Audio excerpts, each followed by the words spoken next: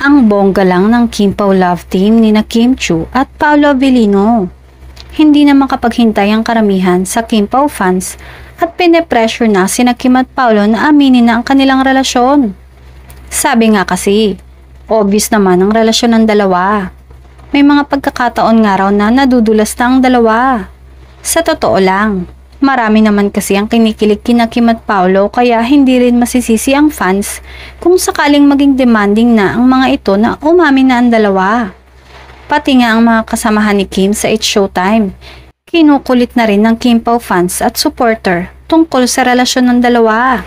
Pati si Ogie, kinukulit-kulit din ng entertainment press sa press ko niya ng Ogie OK2 Reimagine concert kung may alam ba siya tungkol sa relasyon ni na Kim at Paolo. Pero nilinaw nga ni Ogie na hanggang sa biro lang sila kay Kim at hindi talaga nila alam kung may relasyon nga ba ito kay Paolo. Pero sana nga, kung sakaling sina Kim at Paolo na talaga ay umami na sila.